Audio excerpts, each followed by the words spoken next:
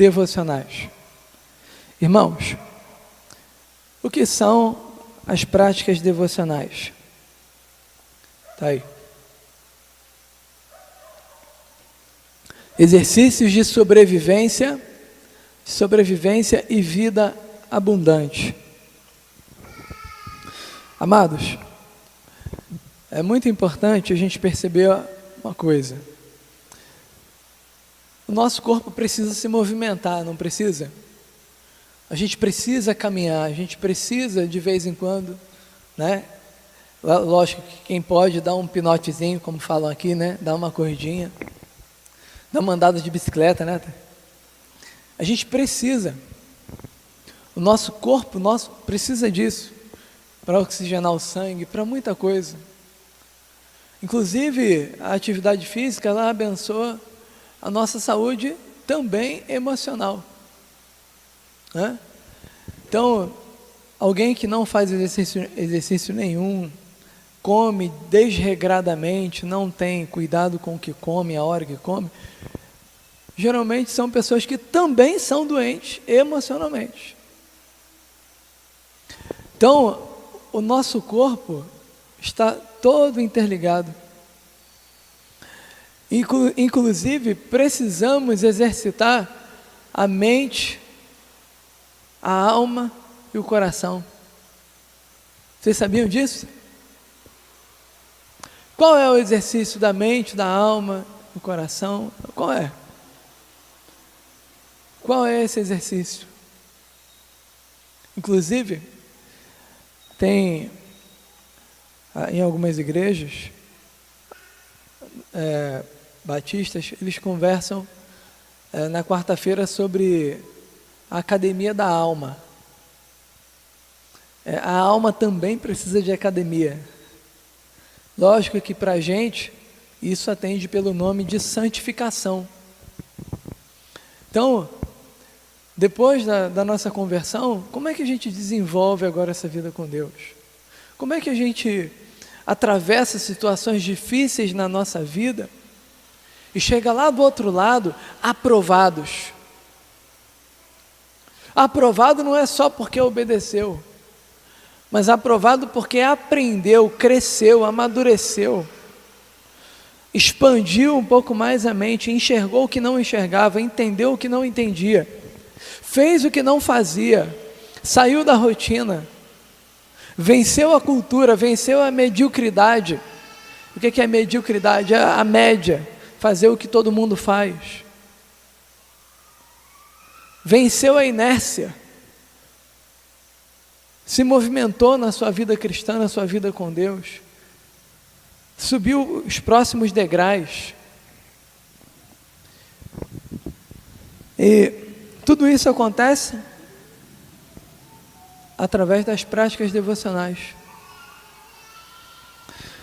Lógico que a prática devocional, ela está falando de alguém que está vivendo a vida com Deus. Enquanto eu vivo essa vida, eu vou entendendo a necessidade de cada uma dessas práticas, de cada um desses exercícios. Pastor, eu não estou entendendo, eu vou te dar um exemplo. Se eu for jogar bola hoje, tem quase 1 ano que eu não jogo bola, mais de 1 ano, sei lá. Então, 1 ano sem jogar bola, né? Dá para ver, né, irmãos? Então, 1 ano sem jogar bola. Se eu for ali jogar bola hoje, o que acontece? Amanhã, irmãos, amanhã está tudo doendo, dói tudo, até o fio de cabelo que eu não tenho dói. Dói tudo, é um negócio seríssimo. Então, se eu vou me exercitar, o meu corpo vai mandar um sinal para mim, né? Ele vai mandar um zap para mim dizendo: ei, cara, tu tá mal. Quando foi a última vez que você correu, hein? E o alongamento? Não, alongamento eu faço todo dia. Mas, mesmo fazendo alongamento todo dia, se não fizer o exercício, quando eu vou correr, a respiração já ofegante. Então, o fato de eu colocar em prática um exercício, fazer algo, vai dizer para mim o quanto eu estou bem ou mal para fazer aquilo ali, o quanto eu preciso evoluir. Então, se eu jogar bola hoje, eu vou sentir isso. Se eu jogar amanhã, depois, e semana que vem, e se eu tiver uma rotina jogando, vai chegar uma hora que a minha respiração vai estar normal, que eu já não vou mais sentir dores no outro dia, não é verdade? Então, esse é o nosso corpo. E na nossa vida espiritual também é assim. Para a gente chegar aqui na quarta-feira, é luta para muita gente. Quem está no início da caminhada, rapaz, é luta espiritual mesmo. Chega alguém, chega o vizinho, chega alguém chamando, ei, tem aquilo que é mais importante. De tudo para que você não chegue. Mas se você perseverar, persistir, você vai ver que logo, logo isso é vencido, não vai ter mais. Vai ter na primeira semana, segunda, terceira, quarta, talvez no outro mês, mas depois acaba. Aí você venceu. Então na vida espiritual também tem tudo isso. E nessa academia da alma, é muito interessante porque a gente se renova a cada dia. Então, é interessante que quem vai na academia também sabe disso, né? Chega um momento que você volta para casa da academia e não volta cansado, você volta renovado. Não é verdade? Quem faz academia aí? Levanta a mão para eu saber. E que ela? Então, quem faz academia quando volta para casa, no início volta só bagaço, né? Depois volta renovado, com mais disposição, ainda mais depois que toma o banho, né? Aí dá né? E na vida espiritual também é assim, só que muito melhor, é claro. Porque aqui a gente está falando do que é mais importante, do que é prioridade, e é a nossa santificação. Com isso, amados, as práticas devocionais, esse exercício de sobrevivência e vida abundante. A gente, na quarta-feira passada, terminou lendo aí Jeremias capítulo 17, versículos 7 e 8. Aí, Tiago, obrigado.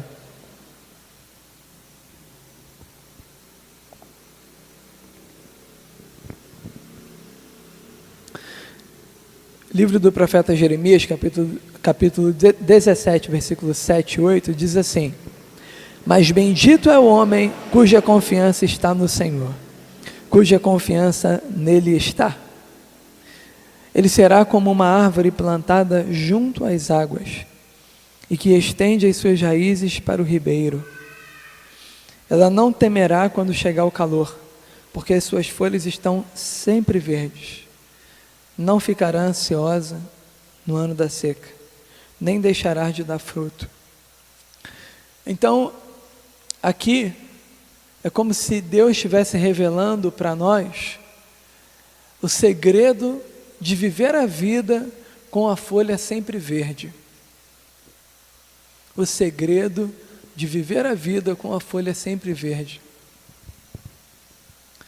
De mesmo no mundo em que a gente vive com tantas situações dificílimas, da gente viver a vida e atravessá-la com a folha sempre verde, dando fruto, dando os frutos. Mas por que dando fruto? Porque estamos com a nossa vida, vivendo a vida junto à fonte. Quem é a fonte, irmãos? Quem é a fonte, irmãos? Jesus, Deus. Isso não é brincadeira. Falo isso porque quando eu cheguei no seminário, irmãos, eu tive o primeiro contato com o livro Práticas Devocionais, do pastor Elben César. Já tinha anos que eu ouvia falar de oração, que eu ouvia falar da palavra de Deus, mas no fundo, aquilo não tinha assim tanta importância. Foi o que eu descobri. Que isso, pastor? No seminário. A gente chega no seminário achando que, que eu estou bem e tal. Quando eu cheguei lá, eu falei, eu pensei que eu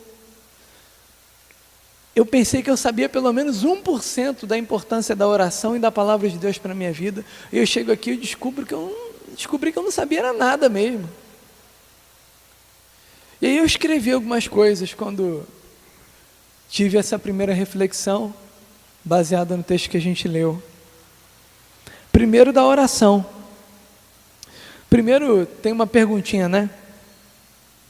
Deixa eu voltar aqui um pouquinho. A pergunta: o que significa estar junto à fonte? Para você, a gente já conversou quarta-feira passada e estamos conversando hoje. O que significa estar junto à fonte?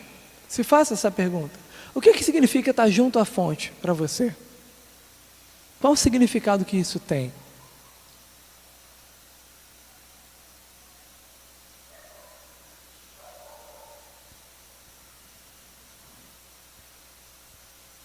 Eu respondi assim, em 2013, em 2012, na verdade. É ser alimentado diariamente pelo que Deus faz brotar.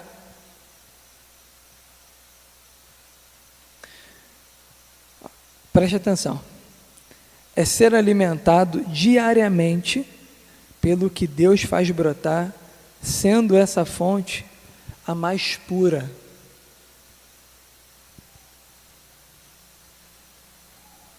Você tem ideia do privilégio que a gente tem de viver a vida sendo alimentado diariamente por essa fonte? Inclusive, ele é a única fonte. Mas falando de uma fonte, do que a gente acabou, a fonte mais pura que existe, esse privilégio foi dado para você, para você, para você, para mim.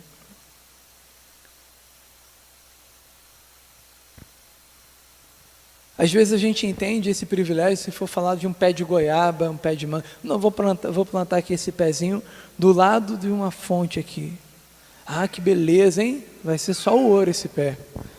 Vai dar fruto no tempo certo, ele vai estar sempre, né? Não vai se preocupar não, vai morrer esse pé. Não, não vai, está ali. A nossa vida, a gente foi criado para isso. Para ser alimentado diariamente por essa fonte. E por causa do sacrifício de Jesus, isso hoje é possível para mim e para você. O quanto que você tem desfrutado disso? O que tem significado para você estar junto à fonte?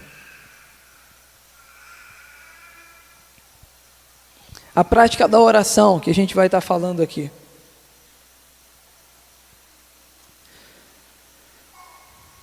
A oração é algo muito comum. Por muitas vezes que oramos, esquecemos do seu valor. E quem está ouvindo? Tem gente que ora como se estivesse rezando. Não tem consciência do que está falando. Está fazendo algo automático.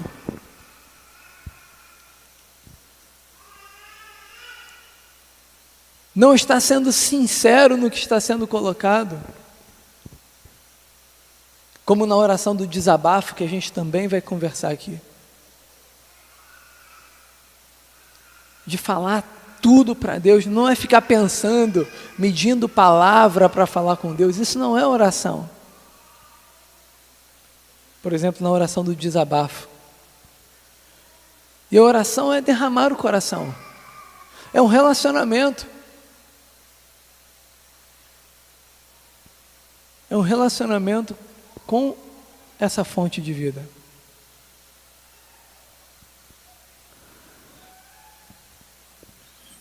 Então, por muitas vezes, oramos e esquecemos do valor da oração. E às vezes estamos orando e estamos esquecendo quem está ouvindo.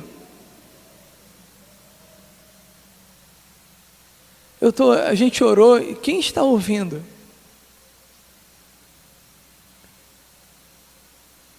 O seu coração tem que lembrar disso. Eu estou falando com um Deus Criador,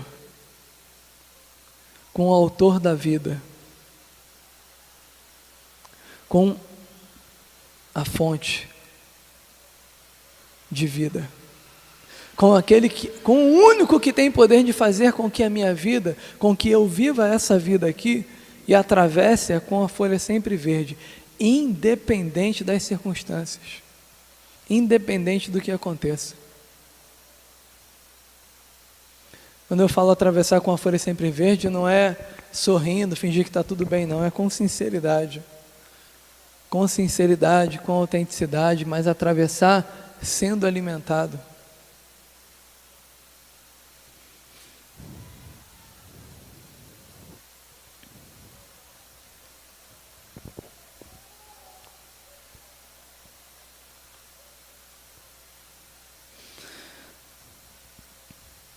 Precisamos lembrar, um dos objetivos desse estudo é lembrar, toda vez que orar é entrar nos santos dos santos. Orar é entrar na presença de Deus em oração.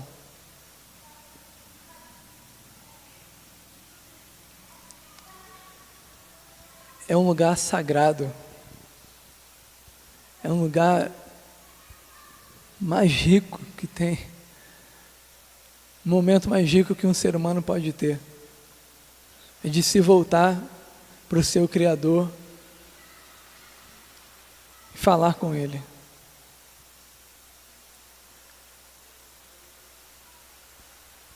Isso tem sido banalizado às vezes. Irmãos, deixa eu abrir aqui um parêntese. Eu já fui almoçar, não foi aqui no N4 não, por isso que eu vou contar. E espero que não aconteça isso aqui. Não seja necessário fazer uma coisa dessa. Fui almoçar em uma casa e o pessoal era crente, né? Tudo. E aí me pediram para orar. Aí eu fui orar.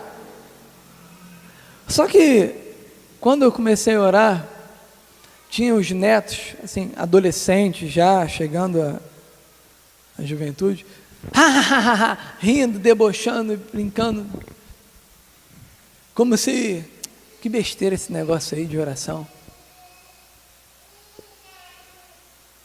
Aí eu tive que parar a oração, olhar para eles,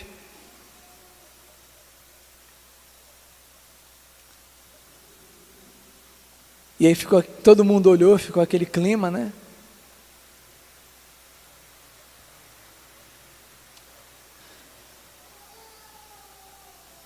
E dizer, eu fui bem grosseiro. Se não ensinaram vocês a respeitar um momento da oração, eu vou ensinar agora.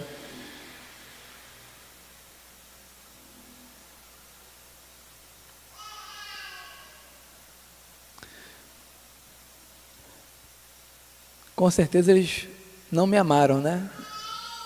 Mas hoje ou um dia vão me amar. Se não amar também, não tem problema. Mas eu amei eles para exortá-los, né? Então, tem famílias que ainda não ensinaram a sua família a importância da oração. Ou a sua família não vê a importância da oração na sua vida, no seu dia a dia. Parece uma rotina. Parece algo assim vazio, algo, o que a gente tem que fazer. Não. Não é.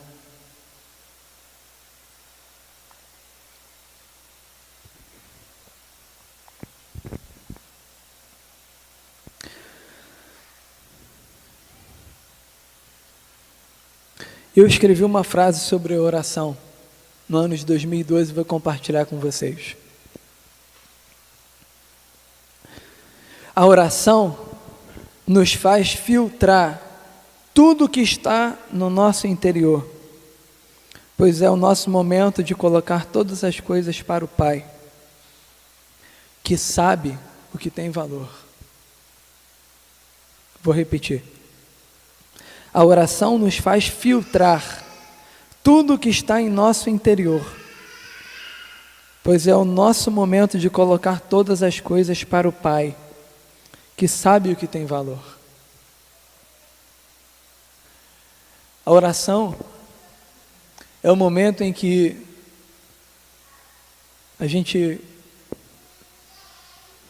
também canaliza tudo para Deus, e ao falar com Ele, Ele sabe o que tem valor. Como a gente acabou de ler no livro do profeta Jeremias, Ele sonda o coração, a oração é como se fosse também uma peneira, que passa ali tudo que não presta, tudo que está só pressionando a gente, que está oprimindo, que está nos fazendo mal, parece que fica ali na peneira, e essa peneira está na mão de Deus, sabe?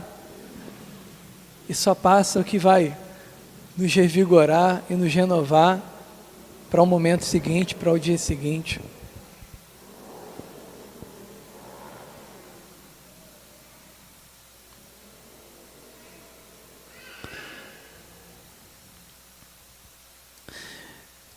Uma das coisas que atrapalha a oração, você sabe o que é? A soberba. A soberba atrapalha muito a oração.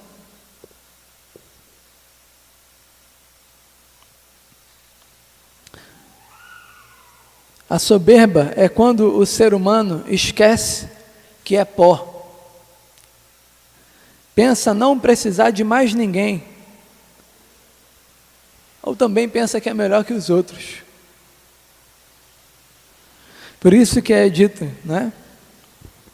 A desgraça está a um passo da soberba. Um passo atrás, perdão, da soberba. Então é algo que o nosso coração ele é muito tentado em eu sou dono do meu nariz, eu vivo a minha vida, eu sou autossustentável, eu posso, eu não preciso de ninguém, sou melhor que os outros, estou acima das dificuldades, entendeu? E eu sou dono do meu nariz, eu vou seguir. Então, a soberba, a desgraça está um passo atrás da soberba, né? Então, assim, bem próximo. E é quando o ser humano esquece que é pó.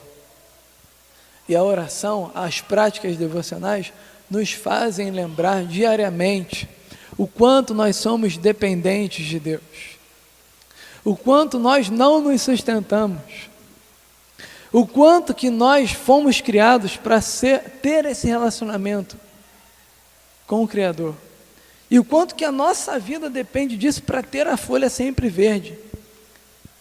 Isso como pai, como avô, como avó, como ser humano, como jovem, como adolescente, é para todas as idades. Todas as idades. Quando eu falo todas as idades, é todas mesmo. As crianças, você já percebeu como elas oram? É incrível ver às vezes a sinceridade da oração de uma criança, né? É incrível.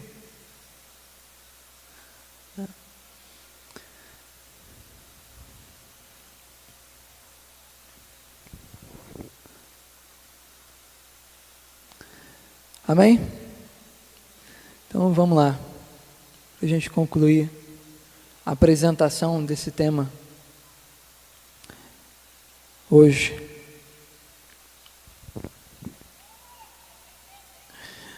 Muitas pessoas desejam o avivamento.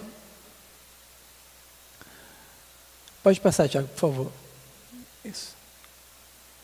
Eu vou ler aqui. Avivamento sem práticas devocionais não existe. Torna-se evento e não movimento. Fica só na euforia, na excitação, nas festas, na busca de sinais e prodígios, na superficialidade. Nem sempre produz santidade de vida, nem sempre mexe com o caráter, nem sempre provoca renúncias corajosas e definitivas. que isso tem a ver com o que a gente está conversando? Bom, primeiro aqui o último ponto da apresentação desse tema, para a gente seguir na quarta-feira que vem. Muitas pessoas querem avivamento. Senhor, nós estamos precisando de um avivamento, né? E geralmente avivamento acontece, até a missionária Perpétua estava lembrando ontem, na reunião de oração da equipe pastoral, e relembrando muito bem, eu não sei se foi na reunião de oração, foi em outro momento, relembrando que geralmente o avivamento ele acontece em momentos de crises, né? Como a gente está vivendo, e a gente estudou aqui o avivamento verdadeiro, né? Mas o que é interessante é que um avivamento não acontece sem as práticas devocionais. Não existe isso. O que está sendo colocado aqui nesse último ponto é que as pessoas querem, eu quero mais de Deus, Senhor, eu quero mais do Senhor, Senhor, faz isso na minha vida, Senhor, eu quero crescer, eu quero amadurecer, Senhor, muda a minha casa, muda a minha família, muda a minha esposa, muda meu marido, muda minha família, Senhor, Senhor, Senhor.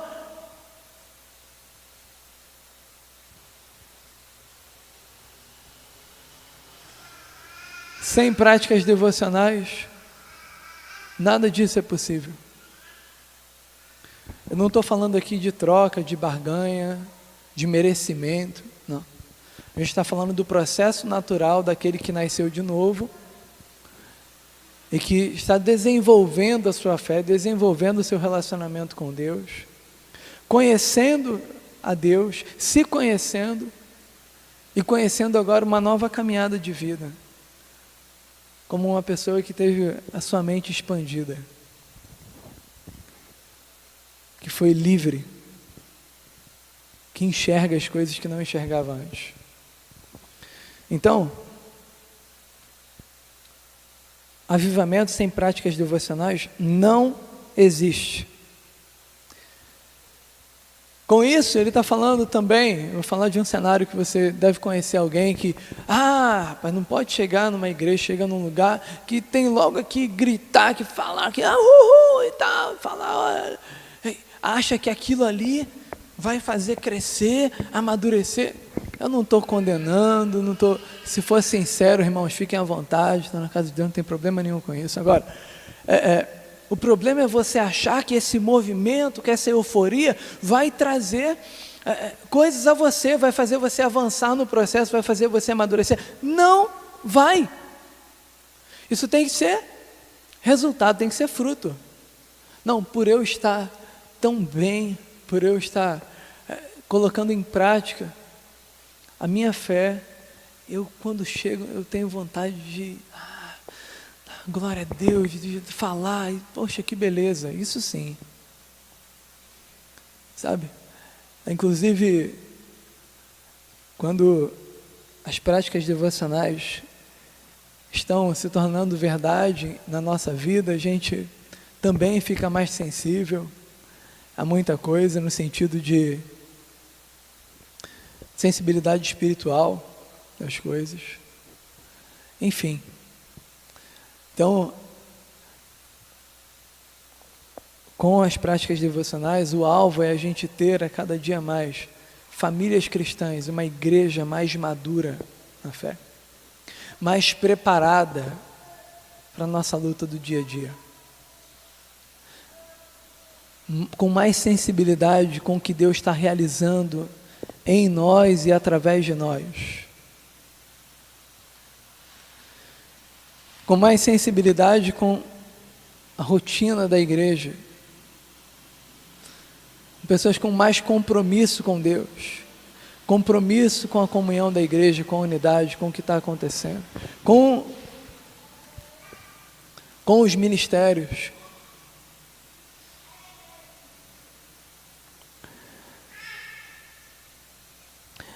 Então, movimento não significa muita coisa. Euforia não significa muita coisa.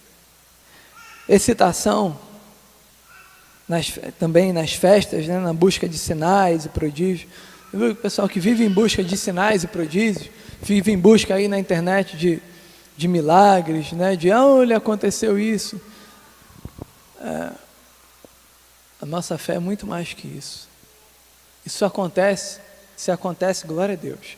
Mas se não acontece, glória a Deus. Não é isso que a gente está em busca. A gente não tem isso como alvo. Nosso alvo é Cristo e avançar no nosso processo de santificação, na nossa caminhada com Ele, amadurecer, desfrutar plenamente da herança que Ele nos deu como filhos amados. Isso sim.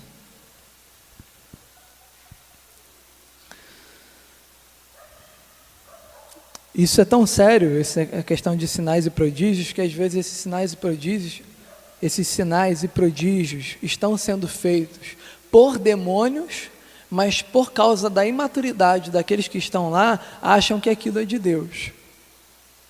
Isso é muito sério. A gente já está concluindo e eu vou abrir mais um parêntese. Eu estava numa aldeia quilombola, lá em Minas Gerais, em Viçosa, e todo sábado nós estávamos naquela aldeia, fazendo vários trabalhos. Mas só que teve um sábado que a gente visitou algumas famílias e uma delas, muitos deles mexem com banda e tudo, né? E uma dessas famílias tinha uma senhora que se dizia crente, senhora não, devia ter os seus 40 anos, ela se dizia crente, ela estava com problema com seu esposo e tudo, e a sua filha também estava lá, então estava eu e alguns irmãos do seminário, uns 3 ou 4, e ela, o seu esposo, a sua filha, a sua mãe e outras pessoas. E ali, eles pediram para eu orar, e, enfim, eu comecei a orar, e quando eu comecei a orar, irmãos, essa senhora estava de mão dada comigo, e aí ela começou, sabe? E bateu o pé assim, bateu o pé e tal, e eles de mão dada comigo. Eu na mesma hora parei de orar, eu sabia que aquilo não era Espírito Santo de Deus nenhum. Eu olhei para ela, falei, isso é o quê? Isso é Espírito Santo de Deus? Aí ela olhou para mim envergonhada, não, porque eu sei o que é. E na autoridade do nome de Jesus, vamos acabar com isso aqui agora. O que era, pastor? Manifestação demoníaca, não era manifestação de poder. Mas se tivesse outras pessoas ali, e todos os irmãos do seminário entenderam, todo mundo que estava ali entendeu. Mas ela queria fazer aquilo para demonstrar poder, olha como é que essa mulher é cheia do Espírito Santo, cheia de demônio, Espírito Santo nenhum. Isso acontece aos montes. Não é para a gente ficar procurando, foi uma situação que aconteceu comigo, como eu estou todo dia exposto a isso, já vi algumas situações, vivi algumas situações como essa. Então a gente está falando aqui da vida de verdade, no sentido de experimentar a boa, perfeita e agradável vontade de Deus em todas as áreas da nossa vida. E aí as práticas devocionais vão provocar na nossa vida, como está ali no final, superficialidade, nem sempre produz santidade de vida, nem sempre mexe com o caráter. Então, práticas devocionais mexem com o caráter, muda o caráter. O que é o caráter? Algumas pessoas já disseram, né? O caráter é aquilo que você é quando ninguém está te olhando, ninguém está vendo você. Então, a nova vida com Cristo e as práticas devocionais vão nos auxiliar para a mudança do caráter. Vão nos abençoar em momentos de renúncias. Você lembra de Jesus no Getsemane? Foi bem aí, pertinho da Páscoa. Ele vai orar e ele desabafa com Deus. Ele fala: Senhor, se podes, aparta de mim esse cálice. Qual é o cálice? Senhor, me livra da cruz, se o Senhor puder.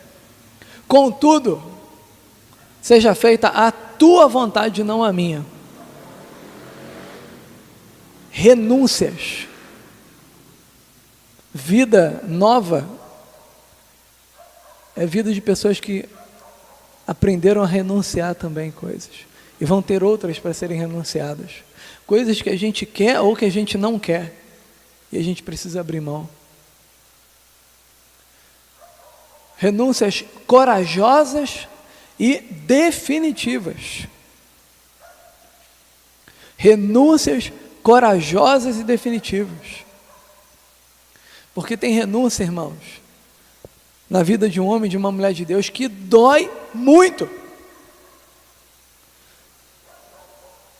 Que a gente renuncia assim, chorando, solta, sabe quando a gente solta uma coisa não querendo soltar, quase? Assim, ai.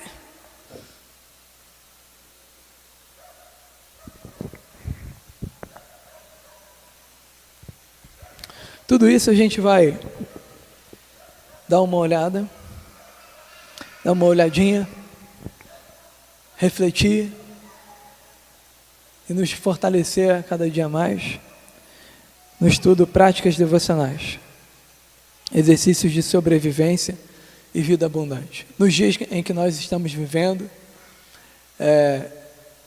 que você e a sua família atravessem todos esses dias com as folhas verdes e continuem a dar fruto, cada um no seu tempo, mas todos que estão junto à fonte certamente darão frutos e estarão com a folha sempre verde. Que Deus abençoe você, a sua família, e vamos terminar então nesse nosso momento orando ao Senhor, agradecendo a Deus, que a gente seja a bênção também na vida dos outros, dos novos na fé, os que estão começando na caminhada, que a gente possa orar com eles. Às vezes, tem alguns momentos da nossa vida em que a gente não tem força nem para orar. Se é o seu caso, se é o caso de algum dos irmãos, ligue para alguém da sua confiança, ou inclusive pode ligar para mim, meu WhatsApp está aí nos grupos. E se for possível presencialmente, estou precisando de uma oração. Isso é muito importante. Não tenho vergonha, porque tem momentos da vida que a gente está tão mal, às vezes com depressão, com alguma situação, tão mal que não tem força nem para orar. A gente precisa que alguém interceda por nós. Isso não é motivo de vergonha. Então que cresçamos nisso, irmãos, cresçamos no Senhor, na nossa vida de oração, nas nossas práticas devocionais, e que venhamos a cada dia mais experimentar a verdade dessa nova vida e a abundância que ela tem. Amém? Vamos orar, nos colocar de pé, restaurando juntos.